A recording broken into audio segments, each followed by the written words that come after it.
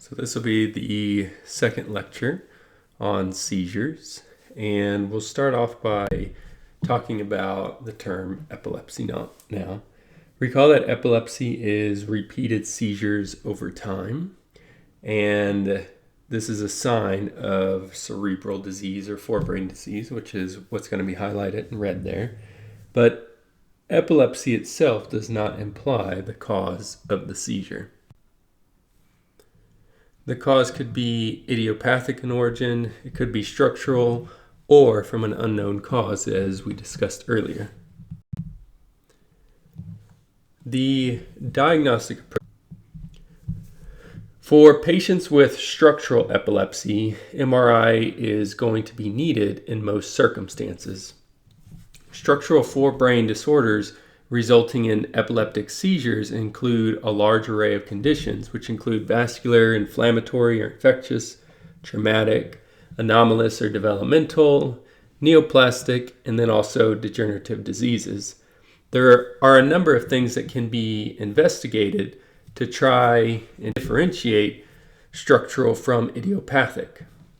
One factor that has been investigated more than anything else is the age of onset. There are literally dozens of studies that have been investigated, and the general take-home message from these studies is that if a patient is between 6 months and 6 years of age, the most likely cause of seizure or epileptic seizure is going to be idiopathic epilepsy. But this is obviously not perfect, as you can see by this graph. Something else that has been investigated is the seizure type. However, this has been shown to not be very reliable.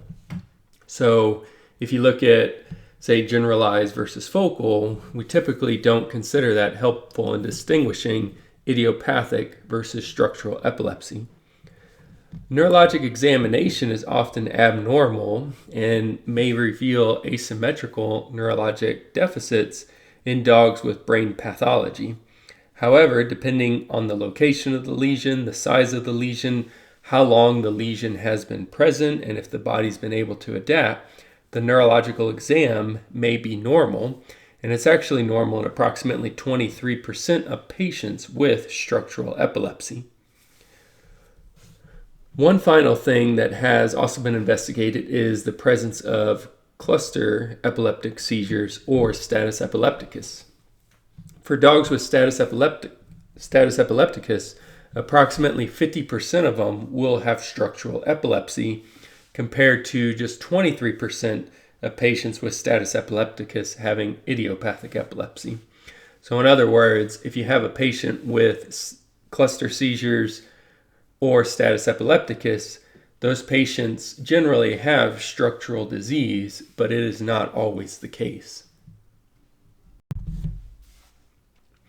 Another concern for structural epilepsy is drug resistance. So if you have a patient with drug resistance, they're more likely to have structural epilepsy. But again, this is by no means a rule. It's just something that has been noted in some of the studies. Now, I will have some case examples at the end of structural epilepsy, but the majority of this lecture from here on out is going to focus on idiopathic epilepsy. Those were just some take-home messages as far as if you have a patient that presents to your hospital and say they're over 6 years of age, they present in status epilepticus, they have drug resistance later on. Those are things that are going to make you more concerned that it's going to be structural epilepsy versus idiopathic epilepsy. Now, for idiopathic epilepsy, if you look in the Epileptic Task Force papers, they talk about different tiers. Now, the reason for the tier system is that not every patient with epilepsy is going to require an MRI, and they can be diagnosed with idiopathic epilepsy as long as they meet certain criteria. In fact, the majority of dogs that you see do not require an MRI for diagnosis.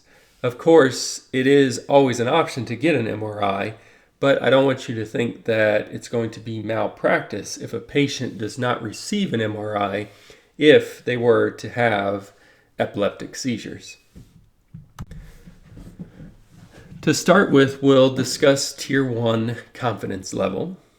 And for the definition, this is going to be a history of 2 or more unprovoked epileptic seizures occurring at least 24 hours apart. The next part of this Tier 1 confidence level definition is the age of onset is between 6 months and 6 years of age. If you have a breed known to have epilepsy, and we'll discuss some of those breeds shortly, such as a border collie, that is a type of patient who would fit into a Tier 1 confidence level for idiopathic epilepsy.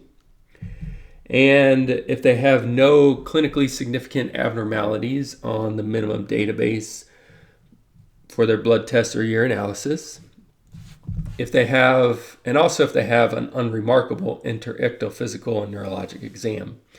So these are things that have to be met in order for a patient to be considered a Tier 1 confidence level idiopathic epileptic. Now, there are a couple other things to consider in this, but they're not as definitive. So one is, do they respond to phenobarbital? Now, going back to the normal interictal exam, one thing I forgot to mention is that anti-epileptic drugs can induce neurologic abnormalities, and post-ictal neurologic deficits can also occur, but these should subside with time, and we'll discuss some of that time frame later on. Now, going back, so patients with Tier 1 confidence level idiopathic epilepsy, these are patients that should respond to phenobarbital. So if you have a patient that has drug resistance to phenobarbital, kind of like what we talked about earlier, it's not uncommon for dogs with structural lesions to actually be resistant to anti-epileptic drugs. So this is a reason why you might not consider those patients to have Tier 1 confidence level if they're having to be put on multiple medications. And then finally, say if you have a patient that is an abnormal breed or an abnormal age, you're going to recommend doing an MRI, but not every patient is going to have that performed because not every owner is going to be able to afford that or have the time or ability to bring them to a place where an MRI can be performed. So in those circumstances, if you have a patient that responds well to phenobarbital and within a year they don't develop any other neurologic abnormalities, those patients can then be considered to have idiopathic epilepsy. Moving on to Tier 2 confidence level, these are patients that have the wrong signalment. They have cluster seizures. They're not responding to phenobarbital.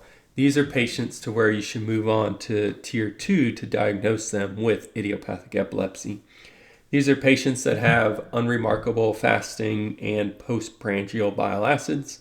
They have an unremarkable MRI of the brain and have a normal CSF analysis in addition to the factors listed for Tier 1, except for the bottom two where, kind of like as I mentioned, the phenobarbital resistance, and if they've gone a year without having new neurologic signs develop. But everything else would be included in that for that Tier 1 category.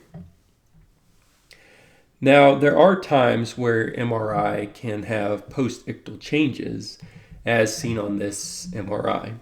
So in the frontal lobe, there is this T2 hyperintensity, which I'll highlight in red real quick, and then I'll take it away. So in this, you can see that there's bilateral T2-weighted hyperintensity. And these changes are consistent given the bilateral symmetry and the location. These are changes consistent with what we can see post-ictal in patients with severe enough seizures. And it can actually take up to 16 weeks before these changes reside. And given these changes, you can also see abnormal CSF analysis. So unfortunately, although this tier 2 confidence level will list out these rules that we need to follow, unfortunately, it's not always straightforward. And sometimes we have to repeat some of the diagnostics in order to consider them a tier 2 confidence level idiopathic epileptic. Finally, there's tier 3, which is not commonly done, and this is EEG confirmation that they are truly seizures. So the times where we go to a tier 3 confidence level are those patients that don't seem to be responding to anti-epileptic medications and have normal MRI, normal CSF, normal bile acids. So we're trying to make sure that these patients are truly epileptics rather than could they have one of those other paroxysmal events that we had discussed in the previous lecture. So when we do EEG, some of the classic signs that you'll see is the spike followed by the wave, and this is going to be very consistent with seizures because you won't see these changes in the other paroxysmal events.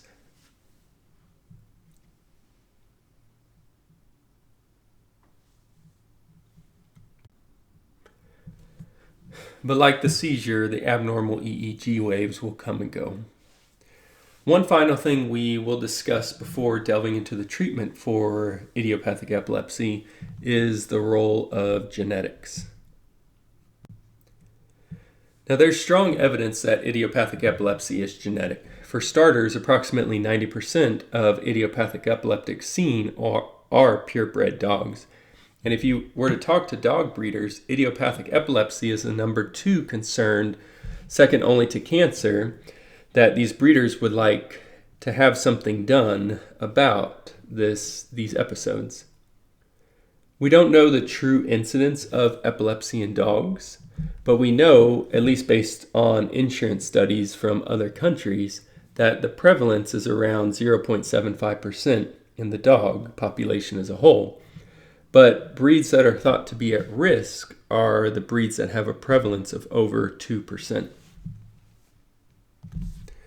Finally, epilepsy is way less common in cats compared to dogs, and there's far less inbreeding that has occurred in cats. Therefore, there's less of a chance for a selection of a mutation which could lead to epilepsy, like unfortunately it has in many dog breeds. Now, some of the prevalence in certain breeds is going to be much higher than that 2%. So here is just an example of a list of some of the breeds with a known higher prevalence and the country that these breeds preside from. With some breeds, they can be pushing upwards of 20% in certain countries, which is just crazy to think about, 20% of a certain breed having idiopathic epilepsy. But if you look here within the United States, almost 20% of Irish Wolfhounds and Belgian Tervuurens have this. For some of the breeds, they even have their heritability worked out, such as with the Belgian Tervuuren, where the heritability is 0.77. Now, heritability is looking at the familial background. So for this breed, you can explain 77% of the risk of seizures based on the genetics of the dog, meaning that there's no doubt that in this breed, it's a heritable condition. And looking at the Irish Wolfhounds, the heritability here in the United States is even higher at 0.87%, which is quite remarkable.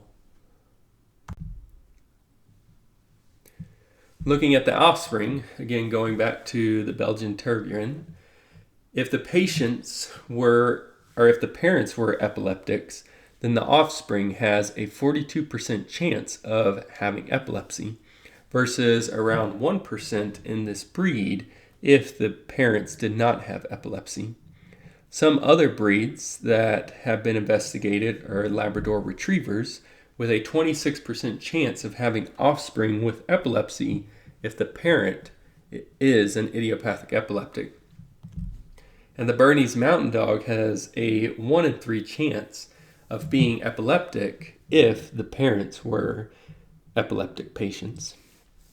So the bottom line is that epileptic patients should not be bred, but unfortunately sometimes the seizures begin after the breeding has already occurred. And there is information available on a lot of these breeds. And they talk about when these breeds start having seizures. Now, a few of these breeds are younger when the seizures occur, but if you look at the majority of dogs, they're over 2 years of age. And most dogs have been bred by that point. This is by no means a list that you need to memorize. It's just a general take-home point. And for most dogs, the genetic mutation has not been mapped out, making it impossible to screen the parents to see if they should or should not be bred. So just to hit on the highlights again, we've made it through the terminology and the seizure disorders and how to diagnose them. The next part is going to focus on treatment, and then we will have some clinical cases in the third lecture to hopefully help solidify all this information and see how to apply it clinically. So to start off with antiepileptics, it is important to understand that there is no evidence-based guidelines in regards to the choice of antiepileptic drugs used in dogs.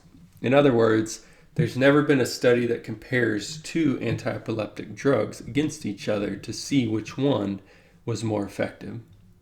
The information and recommendations provided are from the Epileptic Task Force guidelines, and that's what I'm presenting to you here in this lecture. But when choosing a drug, it is important to remember that no drug will cure seizures and no drug is without side effects. So it is a balance, and there are times where the drug and the side effects that come with the drug, the difficulty giving the drug, can actually be worse than the seizure itself. And then there's other times to where the seizures are so severe that it's okay to give them medications because the side effects from the drugs and everything that they bring with it are much less severe than the seizure itself. Now, when we're thinking about the antiepileptic drugs, you can go through a big list of them, and you can group them into long-acting antiepileptics and short-acting antiepileptics. This is by no means a complete list of the long-acting antiepileptics, but some of the more common ones that you might see, and these are the medications that I've provided for you as well in the notes in the AED or antiepileptic drug PDF. Now, this list of 9 antiepileptic drugs have been used in veterinary medicine, and there's case reports about them, but I'm really only going to talk about these 6 because they're going to be by far and away the most common antiepileptic drugs, at least long-acting antiepileptic drugs used in veterinary medicine. Now, for the fast-acting antiepileptic drugs, it's a much shorter list, which is nice, because at least when we're talking about short-term duration and treatment, these medications seem to work pretty well.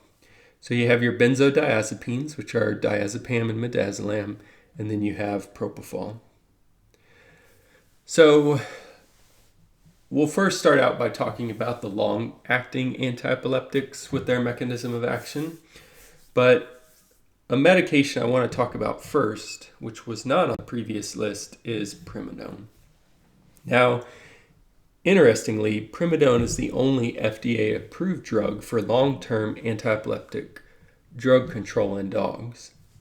It is actually a precursor to phenobarbital, so after it is absorbed from the GI tract, it is metabolized to phenobarbital. So the adverse effects are somewhat similar to that of phenobarbital. However, the reason that this drug is not used anymore and why I didn't put it on the original list is because it does cause hepatotoxicity and behavioral disturbances much more commonly than with phenobarbital. So, although the adverse effects of primidone might be similar to that of phenobarbital, the frequency is going to be much more common with primidone. Even severe hepatotoxicity has been reported with primidone, leading to cirrhosis. And there's also idiosyncratic hepatotoxicities that aren't dose-related to primidone. And even cats are not going to be immune to this. And they actually have more profound sedative effects with primidone compared to that in dogs and compared if they were to be placed on phenobarbital. So given all these reasons, primidone is no longer used, and therefore I'm not going to talk about it past this. Instead, we will discuss the most effective and most common antiepileptic drug used, which is phenobarbital. Now, the drug class of phenobarbital is going to be a barbiturate. So barbiturates at lower dosages, the way that they're going to work is by binding to the GABA-A receptor. So GABA is an inhibitory neurotransmitter. And when GABA is released, it's going to bind to different receptors. The one that we'll be talking about now are GABA-A receptors. And when it binds to GABA-A, it opens up chloride channels associated with the GABA-A receptor. And so chloride will then flow into the cell. If you recall back to our Goldman equation and the Nernst potentials, one of the things that we briefly mentioned, and we didn't talk about it with the action potential, was chloride. So recall that when depolarization is occurring, in order for you to have a true action potential and the all or none phenomenon, you have to reach threshold, which is around 15 millivolts higher than resting membrane potential. So somewhere around negative 55 millivolts. The Nernst potential for chloride is negative 65 millivolts. So if you have more chloride channels that are open, it's going to make it harder to reach threshold because it's going to make it harder to hit that negative 55 millivolt and then have the depolarization occur and the full action potential.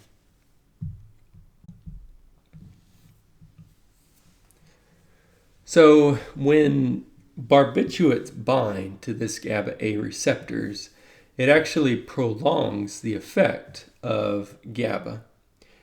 And this is going to make the chloride channels stay open longer, so you're going to get more chloride within the cell, again making it harder to reach threshold for an action potential to occur. Now at higher dosages, barbiturates can actually activate the GABA-A channels without GABA even being present. And it can even inhibit, again at higher dosages, glutamate NMDA receptors, preventing excitation from the excitatory neurotransmitter glutamate. This is why barbiturates can actually be used for euthanasia, because it can activate GABA the GABA-A channels without GABA being present, and it can inhibit the glutamate NMDA receptors. After going through all this and talking about GABA, glutamate, I feel this is a good time to just briefly talk about the mechanism of actions for some of the fast-acting antiepileptics, starting out with benzodiazepines, because they're actually going to bind to the GABA-A channel as well, but they bind to a different subunit than the barbiturates. So again, the mechanism of action of benzodiazepine is going to be by binding to the GABA-A channels, but by binding to that different receptor, it's going to increase the affinity of GABA to GABA-A rather than prolonging the effects of GABA the way that barbiturates do. Now, benzodiazepines are a type of drug that go to a high blood flow, low volume organ first, which is very convenient because for us, the place that it's going to go to is going to be the brain. And benzodiazepines are also lipophilic, meaning that they pass readily through the blood-brain barrier. So they're an ideal drug to give in an emergency situation because they'll go to the brain first and can easily go into the brain because they're lipophilic. Now, propofol works a little bit differently than either the benzodiazepines or the barbiturates. Now, it does bind to GABA A as well, but in doing so, it makes it harder for GABA to disassociate from the GABA A channel. Therefore, in a similar way that barbiturates work, it prolongs the activity of GABA when it binds to GABA A. And it also does have some inhibitory effects to where the excitatory neurotransmitter glutamate cannot be released. And due to the effects on glutamate, it's one of the reasons why the window of safety is more narrow for propofol compared to your barbiturates, because with your barbiturates, one, GABA has to be present, and two, it has no effect on glutamate. Shifting back to phenobarbital, and again, I just wanted to talk about the mechanism of actions of the fast-acting antiepileptics while we were talking about GABA. Phenobarbital is effective at reducing seizures in approximately 60 to 93% of dogs with idiopathic epilepsy when the drug concentration within the plasma is maintained within a therapeutic range of 25 to 35 micrograms per deciliter. Looking at the pharmacokinetics of phenobarbital, the oral bioavailability is actually quite good at 90%. So the IV dose and oral dose are generally thought to be the same. The peak concentration is 4 to 8 hours after oral administration, and the average half-life is 48 hours in the dog. Sometimes it's a little bit longer in cats. So if you recall, a drug steady state is going to occur after 5 half-lives. So here's an example of a steady state curve. And if you count the half-lives, which are the peaks and the valleys, it's going to take on average 5 for most drugs before they get to steady state. So if you do some quick math to where the average half-life in the dog is 48 hours, you multiply that by 5, then in general it's going to take 10 days to reach steady state in most dogs. 45% of phenobarbital is protein bound, meaning that if a patient has hypoalbuminemia, it could change the half-life and bioavailability of phenobarbital.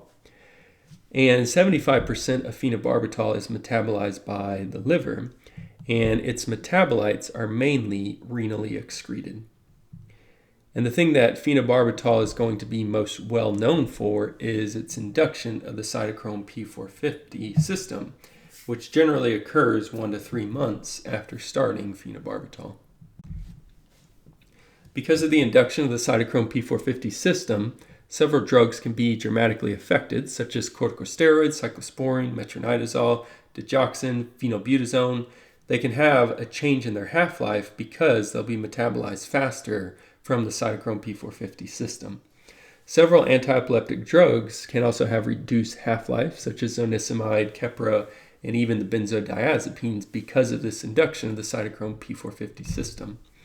Even certain hormones, such as T4, can be metabolized more quickly by the liver with the induction of cytochrome P450, to where some patients can actually become hypothyroid on phenobarbital because of how quickly T4 is being metabolized. And if those patients are clinical for hypothyroidism, they actually need to be supplemented.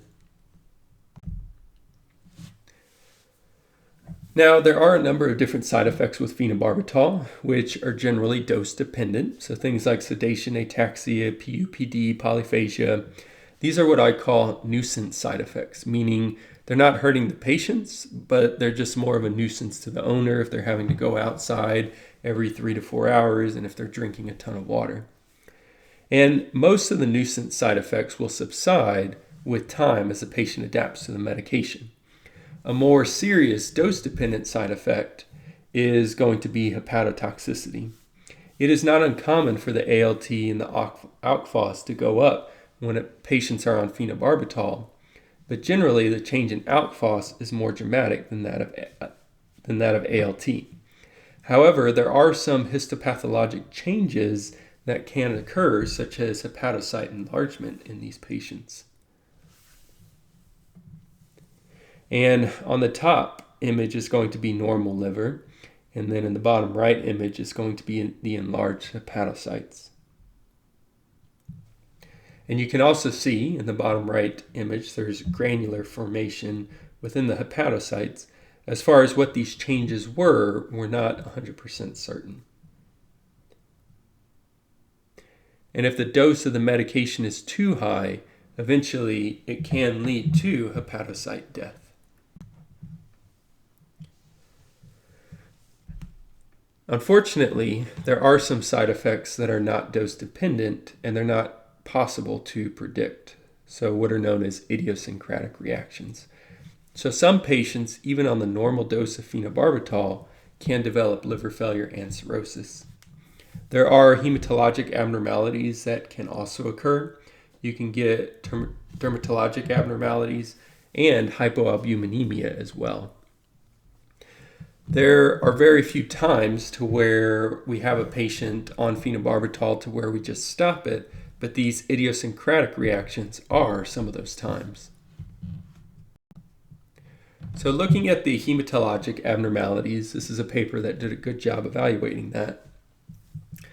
They occur in estimated 4% of dogs on phenobarbital, and almost all the dogs with hematologic abnormalities had anemia with either thrombocytopenia, leukopenia, or in the majority of cases, pancytopenia. In other words, dogs with hematologic abnormalities will have anemia plus one or both other cell lines affected.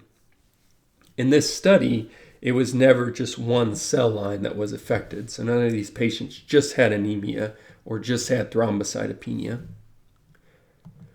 All these patients had normal phenobarbital levels, again stressing that this is an idiosyncratic reaction. And most patients with hematologic abnormalities had this happen within the first 3 months of starting phenobarbital. So these are patients that have not been on phenobarbital for years.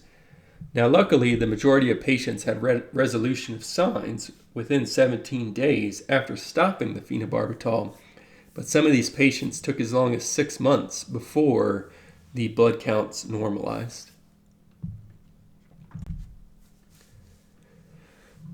Another idiosyncratic reaction is superficial necrolytic dermatitis, often referred to as hepatocutaneous syndrome. The lesions will be these multifocal and erosive lesions with the foot pads being affected, and you can get this dry crusting hyperkeratosis, which in this image you can see the hyperkeratosis along with the neighboring erosive lesions next to the foot pads. Other sites often affected include the mucocutaneous junctions, so around the mouth, eyes, genitalia, as well as the hocks, elbows, axial regions, and interdigital areas. This is thought to be related to a catabolic state secondary to hepatic abnormalities, where the liver is no longer producing the amino acids needed for dermal integrity. Unfortunately, unlike the hematologic abnormalities, if this occurs in a patient, it is generally fatal, with a median survival time of 12 weeks. Arginine, histidine, methionine, and lysine are the most important amino acids for the skin, and the level of these amino acids have been shown to be low in patients with superficial necrolytic dermatitis. Therefore, treatment is repeated dosages of IV amino acids to replace these losses. However, this has to be done every month or so for the rest of the patient's life. Patients that develop superficial necrolytic dermatitis have generally been on phenobarbital for years, so this is not an acute idiosyncratic reaction. And most of these patients on phenobarbital had a normal phenobarbital level as well. Diagnosis of superficial necrolytic dermatitis is based off of dermatologic lesions and ultrasonographic findings. The ultrasonographic findings are characteristic of these hypoechoic nodules with a hyperechoic trabecular network surrounding the nodules. The nodules are formed from mild to moderate disorganization of the lobar architecture from multifocal areas of neutrophilic inflammation and fibrosis.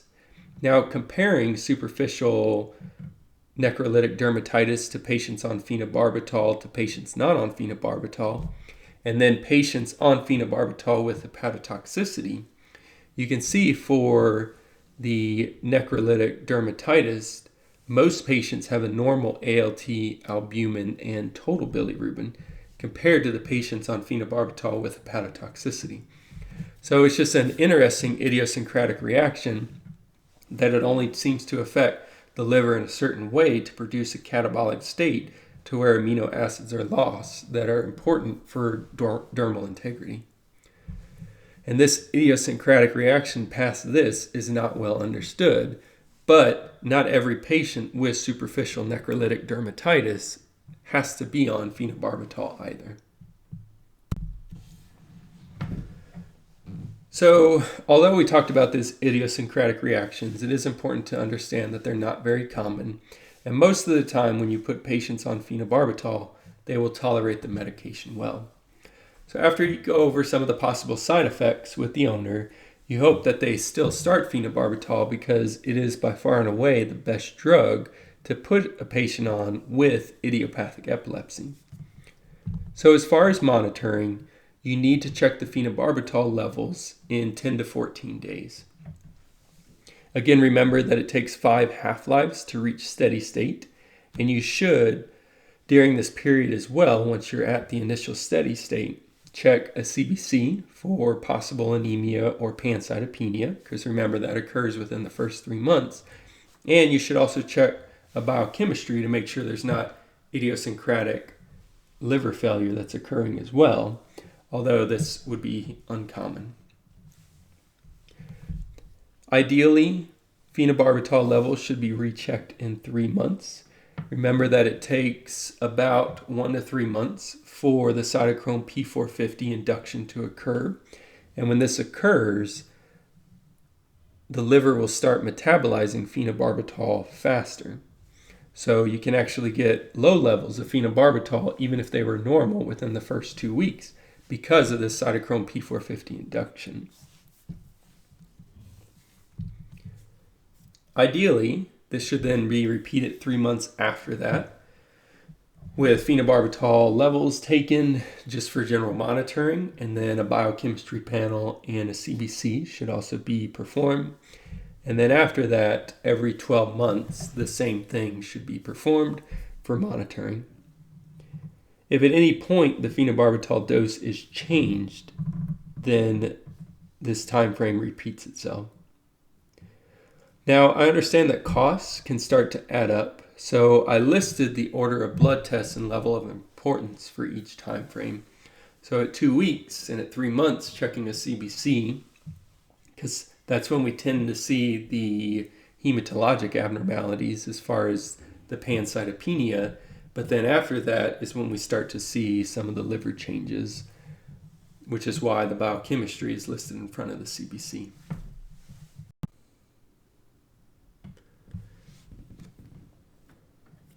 Continuing with monitoring, as far as the dose escalation and trying to figure out what to change the new phenobarbital dose to, the dose escalation is linear to the plasma level of the drug until later on hepatic induction occurs. So to calculate a new drug dose, it is just simple cross multiplication.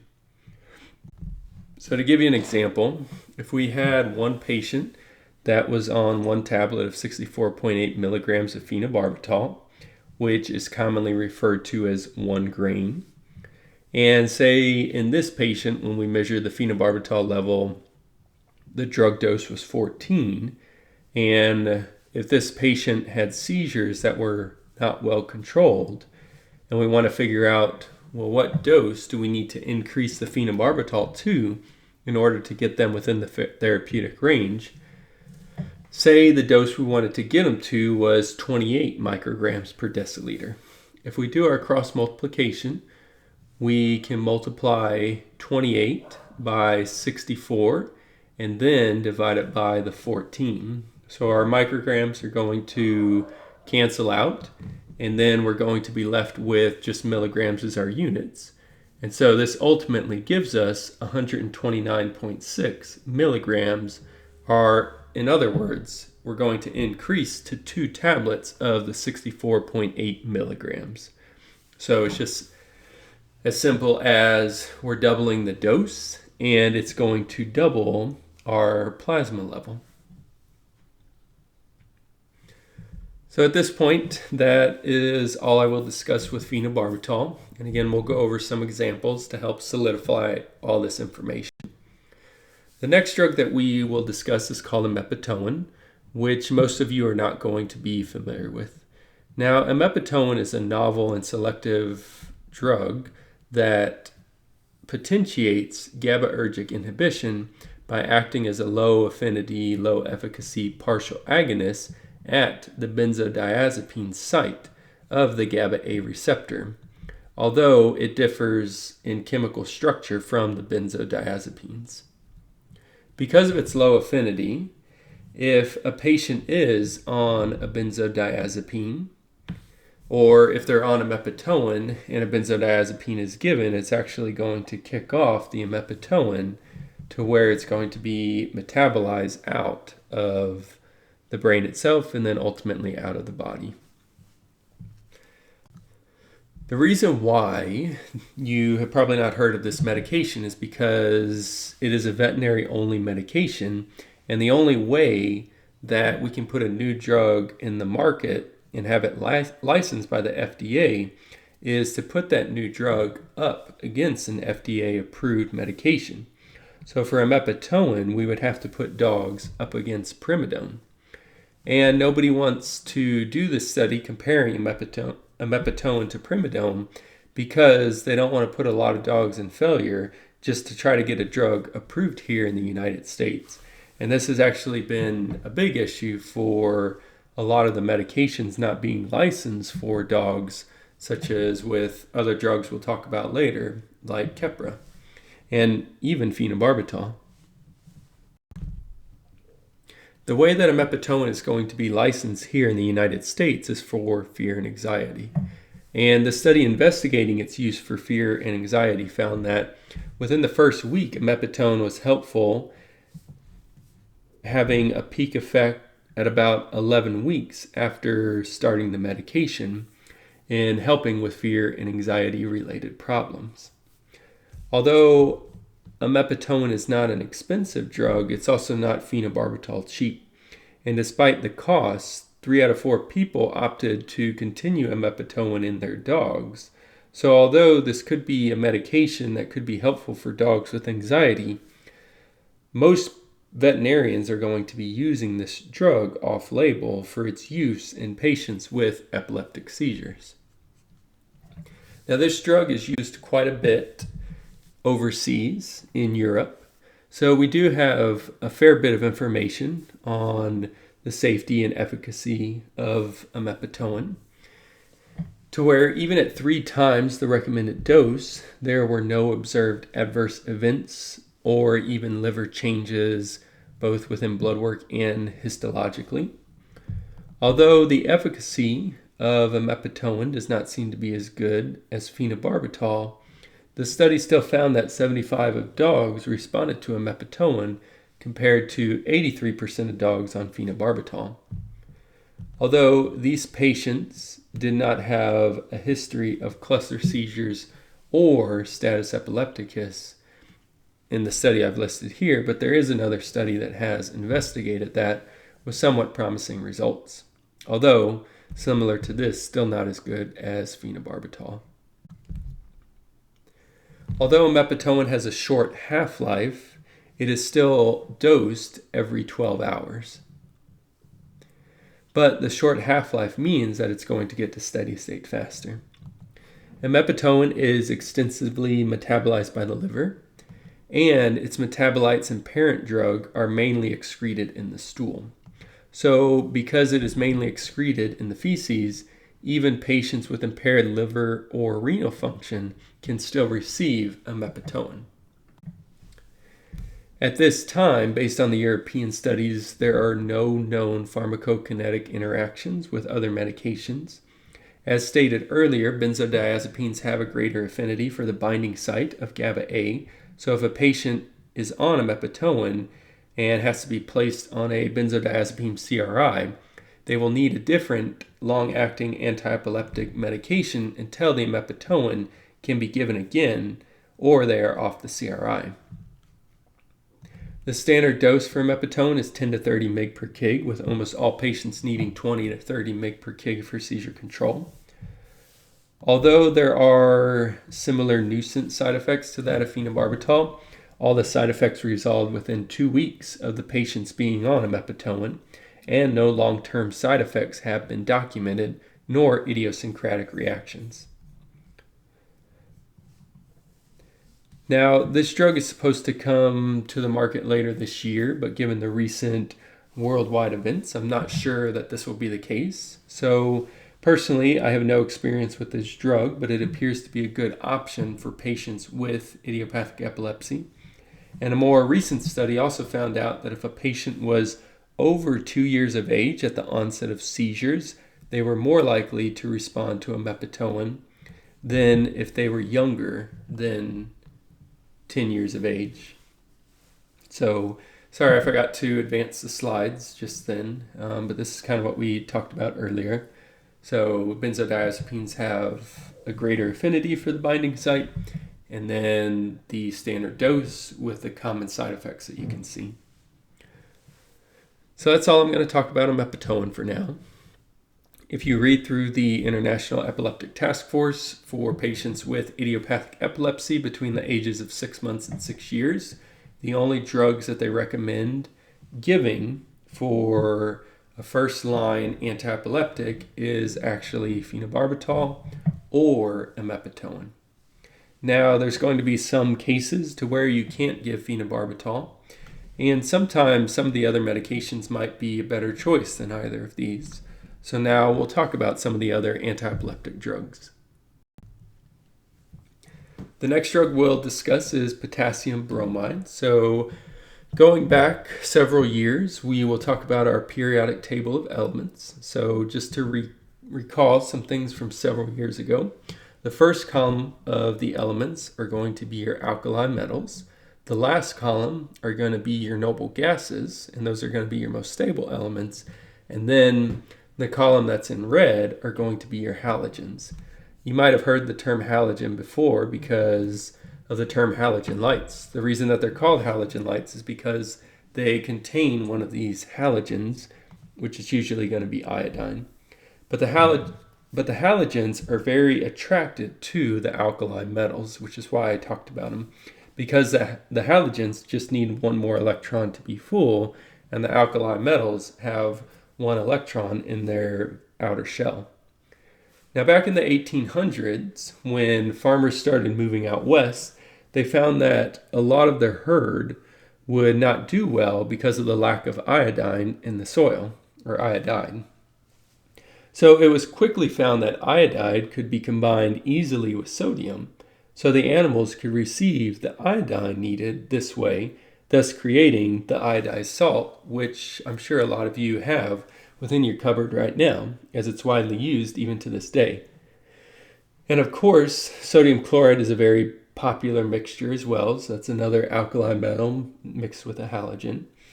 And finally, as I'm sure you can put the last piece of the puzzle together, that potassium is going to bind well with bromine.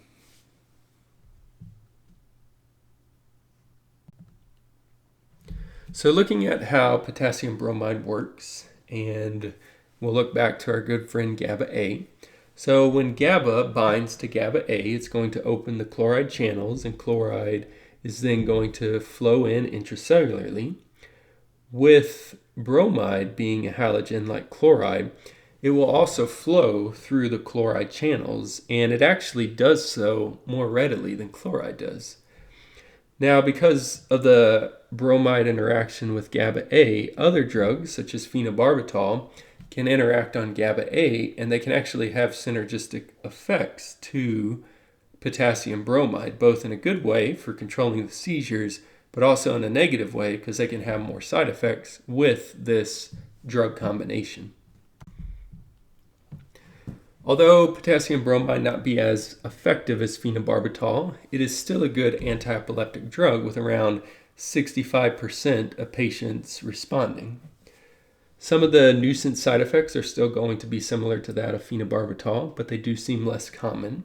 However, vomiting is much more common with potassium bromide, as it is a salt and it can serve as a gastric irritant. Like phenobarbital, there are idiosyncratic reactions.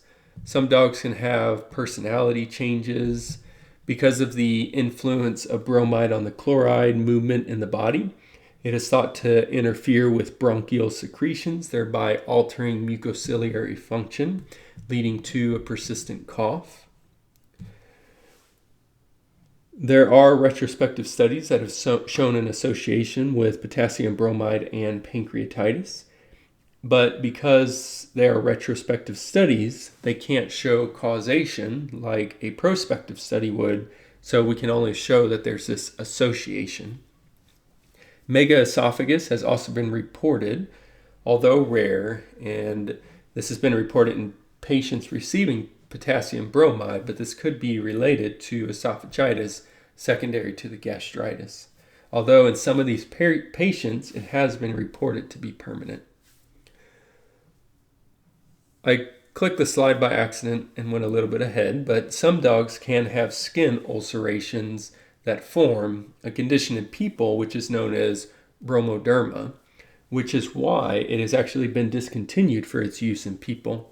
In fact, some people are so sensitive to potassium bromide that even if they touch potassium bromide with their hands, bromoderma can still occur, although this is very, very uncommon for it to happen. It's usually with oral ingestion that this would happen in a person.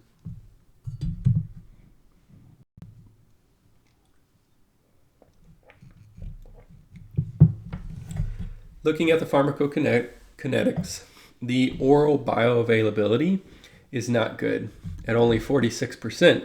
However, this is taken into account with the dosing recommendations.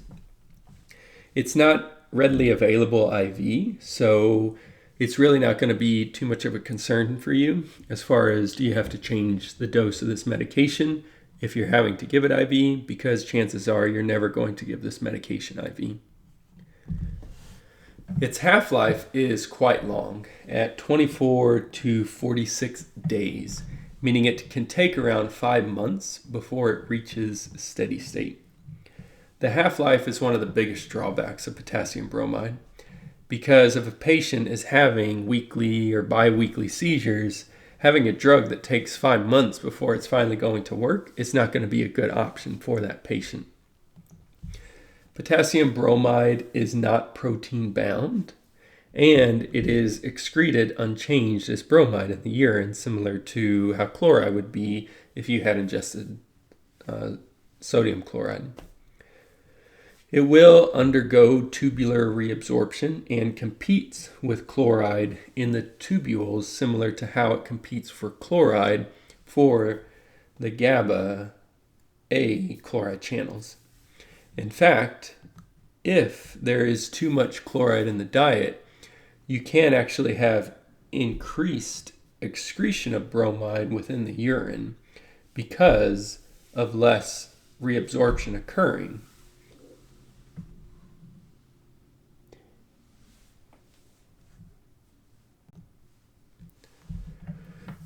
As far as some interactions to think about, loop diuretics can enhance bromide elimination. So if you have a historic epileptic who develops heart failure, they may become a poorly controlled epileptic once they are put on furosemide. Because it is going to be difficult to know excretion rate of bromide in a patient with renal failure, it should be avoided in patients with renal failure, although it will not contribute to worsening of the renal disease. And as stated earlier, it can have synergistic effects with phenobarbital, potentially imipitone as well, although there's not much information on this. And as far as the synergistic effects, the most common one is going to be ataxia. The standard dosing for potassium bromide is 20 to 40 mg per kg, depending on if the patient is on phenobarbital or not. You can load a patient with potassium bromide, and the dose is 625 milligrams per kilogram, and that's given over 2 to 5 days. But most patients will not tolerate this loading dose because of the severe vomiting or sedation that can occur. You can check bromide levels in a month after loading them. However, if you don't load them, then you need to check the bromide levels within 3 to 5 months. The reason for doing it within 3 to 5 months is because for some dogs, they will actually reach steady state faster, and you want to make sure that you're within at least close to a therapeutic range and make sure you're not overdosing these patients.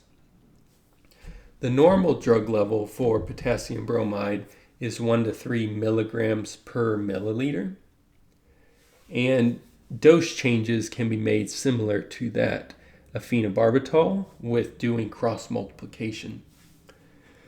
As far as the dose that you should start with, typically we say if they are only on potassium bromide, start closer to the 40 mg per kg because that's going to get you closer to the 3 mg per mil drug level. And if they're on phenobarbital, start closer to the 20 mg per kg per day. Now, the worst part about potassium bromide is for some patients the best part. And because it has such a long half-life, you only have to give it once a day. And if you have an owner to where it's difficult for them to remember giving medications, even if you miss a dose here and there, because its half-life is so long, there's not going to be any major fluctuations in the drug level if they missed a dose, again, from time to time. The next anti-epileptic drug we will discuss is levetiracetam or Keppra. On the screen, it's going to continue to say levetiracetam, but I'm going to say Keppra just because it's a lot easier to say.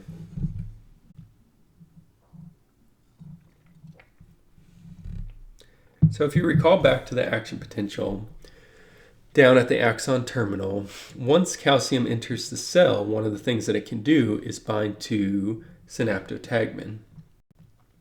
From here, it can cause fusion of the vesicle to the axon terminal, ultimately leading to the release of the neurotransmitter. In this case, it's going to be glutamate binding to the NMDA receptor. Another vesicle receptor that we didn't talk about earlier is SV2A. And SV2A's function is still unknown, but we do know Keppra will actually bind to the SV2A receptor. And in doing so, this changes its affinity of calcium to bind to synaptotagmin. It can also bind to the presynaptic L-calcium channels, but the overall effect of this is going to be minimal.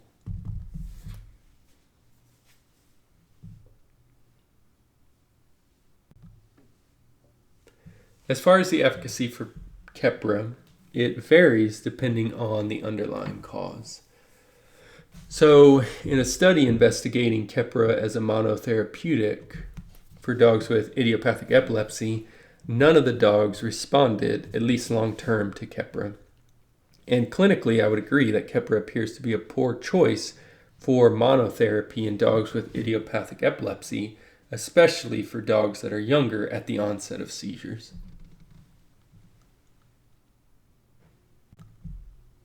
However, as an add-on medication, approximately 50% of patients seem to have a good response when they're put on Keppra.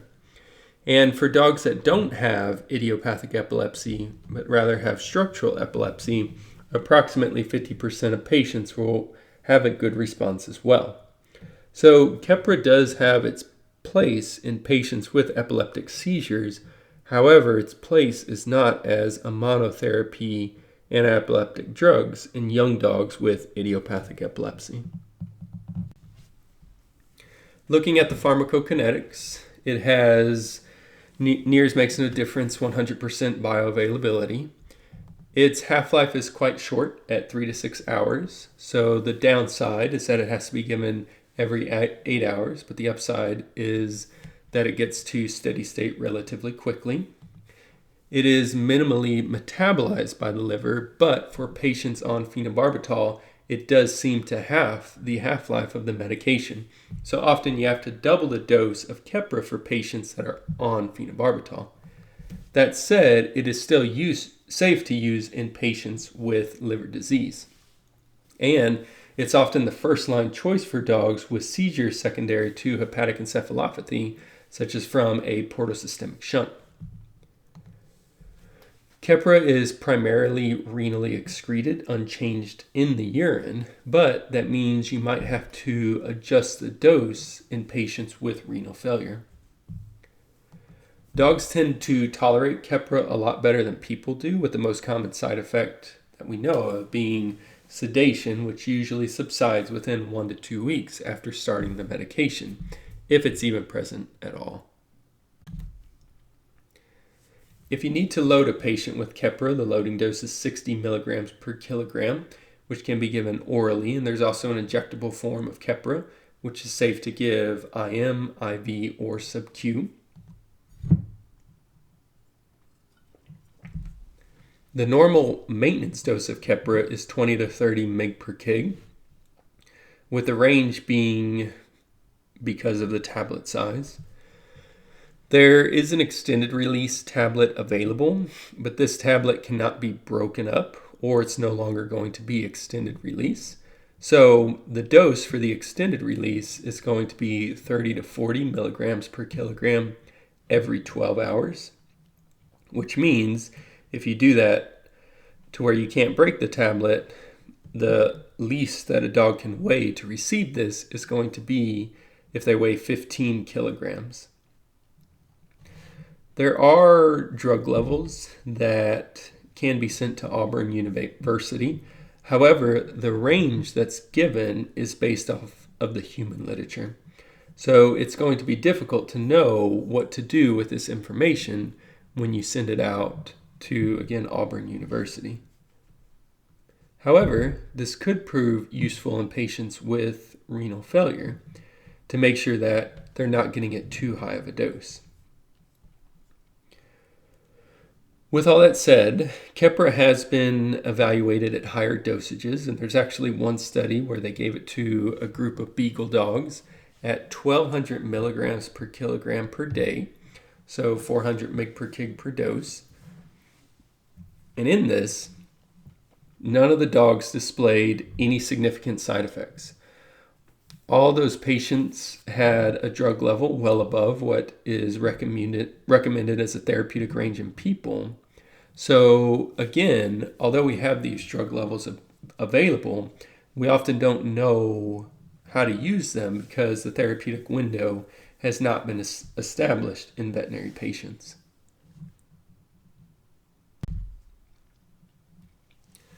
The next drug that we'll talk about is onisimide. So let's recall an action potential. So when an action potential occurs, it's going to open the voltage-gated sodium channels, and sodium is going to flow into the cell. Eventually, the voltage-gated potassium channels will open, and potassium is then going to flow out of the cell. And eventually, the inactivation gate will close on the sodium channel, and eventually the resting membrane potential will be restored. However, onisimide is going to bind to the sodium channel and it delays the inactivation gate. So if another action potential is trying to occur too quickly, sodium's not going to be able to enter the cell because of this inactivation gate still blocking the sodium channel. Therefore, another action potential cannot propagate. So that's going to be how zonisamide works. It's a similar binding site to the tetrodotoxins. So if you've ever heard of pufferfish and how you have to be careful with how they cook the liver of a pufferfish because the toxin can kill you, it's because it binds also to these inactivation gates, but it completely paralyzes them, leading to ultimate demise and death. Zonisamide has another function in that it binds to the postsynaptic T-type calcium channels. Now, zonisamide has a sister drug called topiramate, which functions quite similarly to that of zonisamide. The difference being is that it binds to the L-type presynaptic calcium channels. This is a different type of presynaptic calcium channel than where Keppra binds, which Keppra binds to the N-type calcium channels. So zonisamide is going to be the T-type postsynaptic. Topiramate is going to be the L-type presynaptic, and then Keppra is going to be the N-type or the neuron-type presynaptic calcium channels. That's not super important. That's nothing I'm going to ask you about, but for anyone interested, just so you have that information. Because topiramate is not used very often in veterinary medicine, I'm only going to talk about zonisamide, and we have more information on zonisamide than topiramate. But as far as the side effects, idiosyncratic reactions, they can be thought of as being the same for zonisamide and topiramate. The half-life of zonisamide is approximately 15 hours in dogs, meaning it takes approximately 3 days to reach steady state. It has really good bioavailability and undergoes mainly hepatic metabolism before its metabolites are excreted in the kidneys. So at this point, the only drug whose metabolites are not excreted in the kidneys is going to be imepitoin. Although the efficacy for zonisamide is promising at around 60% based on some of the studies, the unfortunate truth is, at least coming from the Epilepsy Task Force papers, currently there is insufficient evidence that zonisamide should be used in dogs with epileptic seizures. That said, it is still a drug that's used somewhat commonly, and for some dogs it does seem to work somewhat well. Think of some of these have been reported with zonisamide and some of them have not. So idiosyncratic reactions can occur. Some of these being hepatic toxicity, you can get dry eye with some of the sulfa drugs, although it hasn't been reported with zonisamide. Same thing with IMHA. This has not been reported, at least in dogs, with zonisamide, although it has happened with other sulfa medications. And then renal failure has been documented with other sulfa medications, and it's also been documented in people that are on zonisamide, but this has not been reported in dogs yet. The only one that has really been reported is the hepatotoxicity. And unfortunately, from the reports, it has a 50% mortality rate.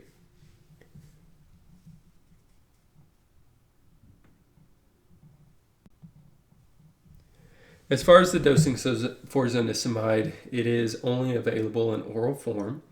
So it's given at 5 to 7.5 mg per kg every 12 hours, and it comes in a capsule. So it's good to have a range in those situations. And that dose should be increased to 10 mg per kg every 12 hours if the patient is on phenobarbital, but we rarely will go above the dose of 10 mg per kg. There are drug levels that can be sent out to Auburn, but similar to Keppra, we're not entirely sure what to do with those drug levels and how they apply to dogs because we don't have a therapeutic window as of yet. The final drug that I'm going to discuss is gabapentin because although it's not used very often for seizures, it is used quite frequently for neuropathic pain and for sedation before coming into the hospital, especially in cats. Now, gabapentin has a couple mechanisms of action. So Here I've populated the axon terminal with a bunch of calcium channels. Now obviously there's going to be hundreds of these calcium channels at the axon terminal, but I'm just drawing a few more than what I had drawn in the previous images. So the first thing that I'll talk about as far as the mechanism of action is that gabapentin binds to the alpha-2 delta-1 subunit in the N and the L type presynaptic calcium channels within the central nervous system, but it doesn't seem to have a very strong effect within the central nervous system. And it seems to be more effective at these calcium channels within the dorsal root ganglion for controlling the neuropathic pain. And again, these are the N and the L type presynaptic calcium channels. Once bound to the presynaptic calcium channels, the end result is a downregulation of those calcium channels rather than an inhibition. Another effect of gabapentin is, as the name implies, functioning similar to GABA, but it doesn't bind to the GABA receptor or the GABA-A receptor. Now, normally, after GABA is released into the synapse, it's going to bind to the GABA-A receptor, then it dissociates, and then it's going to be broken down by GABA transaminase. Gabapentin is different enough in its conformation in that it's not going to bind to the GABA-A receptor, but it does bind to the GABA-A transaminase. So, once bound to the GABA-A transaminase, it's not going to be able to break down GABA within the synapse, and it allows a longer duration of GABA to interact with the receptors. And that is thought to be the main way that it leads to sedation in cats before coming to the hospital. Now, gabapentin is only absorbed within the duodenum by the L-amino acid transporter. Now, there's a limited number of these L-amino acid transporters, so an increased dose does not always equal an increase in plasma concentration. And studies have shown that if you double the recommended dose at 10 mg per kg, the plasma level does not increase by much at all. Now, gabapentin has a peak concentration at about 1.5 hours after administration, so it needs to be given about an hour before the sedation is needed, and it only has a half-life of about 3.5 hours. Therefore, if you want to increase the activity of gabapentin, you need to give it more frequently rather than giving a higher dose. Gabapentin is only partially metabolized by the liver, and it's mainly renally excreted. Typically, the dose for dogs is going to be 10 mg per kg, but it only comes in capsules, so sometimes we give a higher dose for that reason. And it is given every 6 to 8 hours initially. Sedation and ataxia appear to be the most common side effect, although most dogs tolerate it well.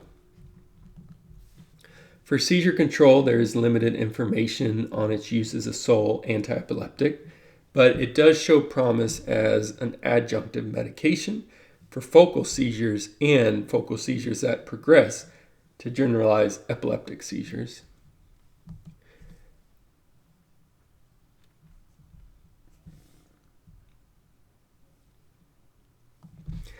Now, pregabalin may be a better alternative to gabapentin, as it is absorbed throughout most of the small intestine. It has a similar mechanism of action, but at this point it's too expensive for veterinary use, especially in larger dogs. So we're not going to be using this for still a few more years until a generic is available and the patent runs out. The other nice part about pregabalin is it's given every 12 hours rather than every 6 to 8 hours. So as far as dogs, that's where we're going to end it on the antiepileptics. And I'm briefly just going to talk about some of the antiepileptics in cats. So the mechanism of action, the pharmacokinetics, all that's going to be the same, or at least very, very similar between dogs and cats. So a lot of what I talk about is going to be on side effects and the response rate. So for phenobarbital, sedation appears to be the most common side effect. And for idiopathic epilepsy, it doesn't appear to be as effective in cats as it is in dogs, with only about a 63% response rate. However, it's still a good medication to start with for cats with idiopathic epilepsy. Although potassium bromide appears to be as effective as phenobarbital in cats, the risk of side effects makes its use contraindicated in cats, as it leads to an eosinophilic pneumonitis, which can be fatal in a large percentage of cats. And on this radiograph, you can see the patchy areas of consolidation with some areas that are actually starting to coalesce. So seeing a lung pattern this severe makes it very understandable why a patient would succumb to a reaction such as this. And this is just a histopathologic image of the eosinophilic infiltration into the alveoli.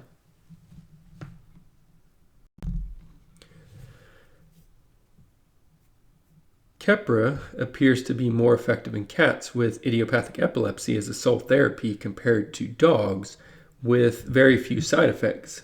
However, the downside of Keppra is that it has to be given every 8 hours, which can be quite challenging for a cat, although it does come in a liquid form, and sometimes you can pour it on their food and they'll eat it that way. The extended release has been investigated in cats, and it appears to be safe, so you can switch to just giving it twice a day. However, the extended release tablets only come in 500 and 750 milligram tablets, and they can be quite large for a cat. So sometimes you're not going to be able to give the medication to a cat just because of its size. And the drug that we don't have here yet is imepitoin, although in cats it doesn't seem to be as much of a loss as it is in dogs, because it does appear to be safe and has few side effects, but it doesn't have nearly as good of a response rate in cats as it appears to have in dogs. If the side effects were present, usually they resided, like in dogs, after 2 weeks. So putting all this information together and trying to make recommendations in cats based on efficacy and safety, looking at the evidence, phenobarbital is still going to be the number one recommendation in cats, with Keppra being a close second. You should never give potassium bromide in a cat or diazepam, as diazepam can cause an idiosyncratic hepatic necrosis. Imepitoin might be a good option in the future as it appears to have the fewest side effects, but it might not have the best efficacy, so that's something to take into consideration. So with that, I will end this lecture, and next for lecture 3, we will talk about cases.